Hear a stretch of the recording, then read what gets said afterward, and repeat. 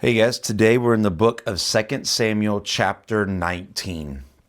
So Absalom is dead, and now what does David do? We see at the beginning of chapter 19 that David continues to grieve over his son.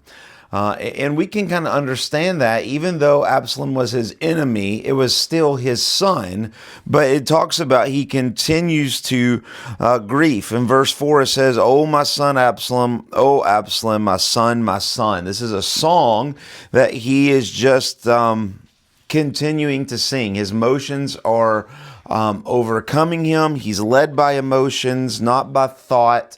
And even though we have emotions, we are never to be led by emotions. But that's what's happening with David.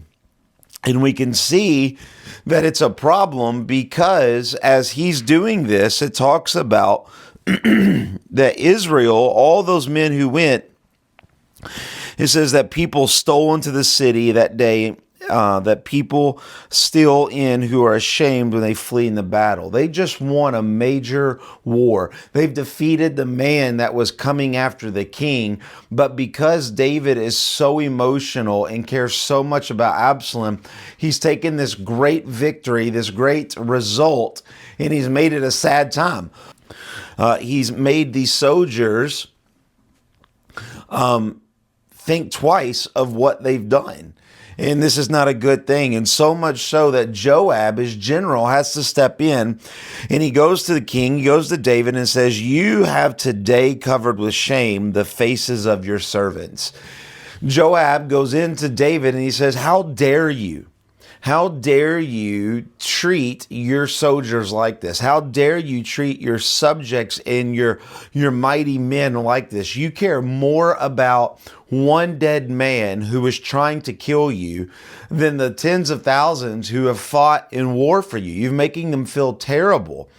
And he tells King David, if you don't go out and raise the morale of these troops, they're all going to leave you tonight. I will lead them against you, and they will all go away from you. And so David hears this, which once again speaks of David. He's king per se, but he hears what Joab is saying, right?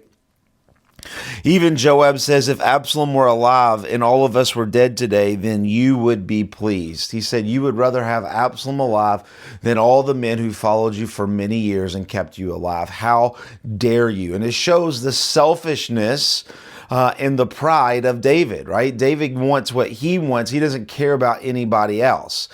Even though there's tens of thousands who are behind David, he cares about the one, his son, who was trying to kill him. And so in verse 8, the king arose. He heard Joab's message. He took it to heart. The king arose, took his seat at the gate, which means he took back the throne of authority.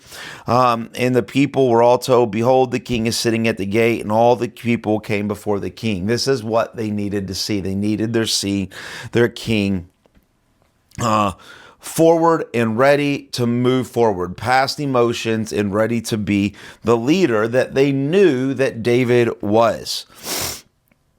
Now, Israel had fled every man to his own home, and all the people were arguing throughout the tribes of Israel, saying, "The king delivered us from the hand of our enemies, save us from the hand of the Philistines, and now he has fled out the land of Absalom. But Absalom, whom he appointed over us, is dead. So now, therefore, why do we say nothing about bringing back the king?"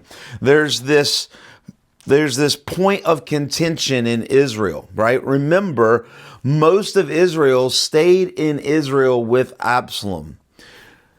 A minority of Israelites followed David across the Jordan and went and hid while they were in this battle. Now that Absalom is dead, the question is, well, who's the king now? Absalom is dead. So do we bring back David? Do we don't bring back David? Do we get another one? And there's this huge kind of contention going on in Israel. And ultimately, this is the beginning of the end for Israel, is this contention, right? So King David sent his messenger to Zadok, which remember is the high priest, and Abiathar the priest, saying to the elders of Judah, why should you be the last to bring the king back to his house? David wasn't going to take back the throne in authority. He wasn't coming back. David wanted Israel to choose him and be king again. David wanted to be king, but he wasn't going to force himself on Israel. He wanted Israel to do this. So he sends a message to the priest and says, hey, what are you doing here? You're the next in line. You've got to help move Israel forward. Who's going to be the king? Do you want me to be the king, or you want me to leave and let somebody else do it, right? And so what happens is they go through all of this.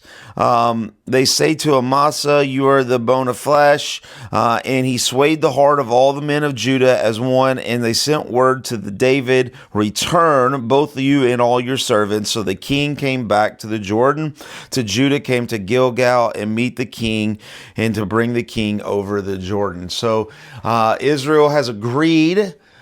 Not all of them, but majority of Israel's agreed that David will be the king again. And so now the king is coming back into the promised land, back into Israel. And Israel goes out to help him and to kind of bring him in so that he could go back to Jerusalem.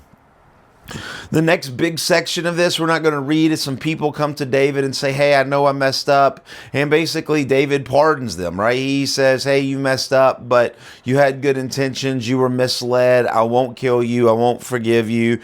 He gives Mephibosheth some land and all these things, right? As he's come back onto the throne, even though he's not necessarily in Jerusalem, he's not on the throne yet. On day one, he's kind of putting out some executive orders, right? We've just seen this with the new president. Day one, he hits the ground running, and man, he's starting to put out some things and to pardon some people and to put out some fires. And at the very end of the chapter, verse 41, it says, then the men of Israel came to the king and said, why have our brothers, the men of Judah, stolen you away and brought the king and his household over the Jordan?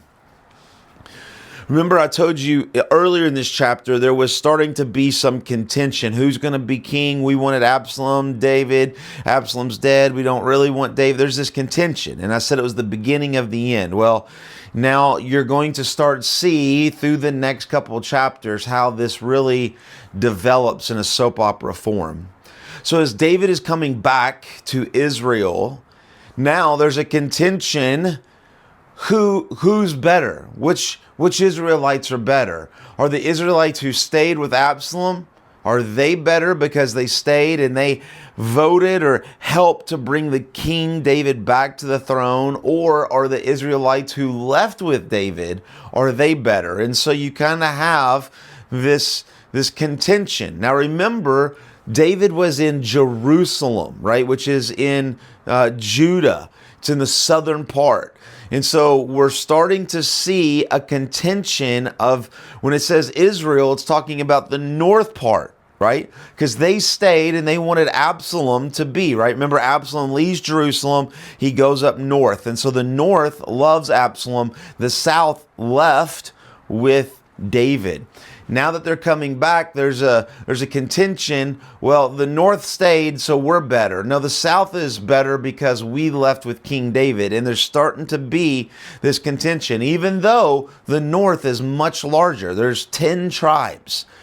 The south is 2, Judah and Benjamin, right? Just kind of the desert region. And so, but there is this contention. And so they're arguing back and forth who is the best. Verse 43, and the men of Israel, that's the north, the men of Israel answered to the men of the Judah, that's the south, we have 10 shares, we have 10 tribes in this king, and David also, we have more than you. Why then do you despise us? Why do you hate us? The north is saying to the south, why do you hate us? They don't hate them. They fled for their life, and these guys didn't have to because they they liked the right king, right? Absalom was out to kill everybody, but the north was following Absalom, so the south had to flee. But now when they come back, there's this contention, and it's the beginning of a monster civil war between the north and the south. The 10 tribes against the 2 tribes. And so we're beginning to see the end. And we'll continue to see more of this as we read. I hope that makes a little bit more sense, and we'll see you tomorrow in chapter 20. God bless.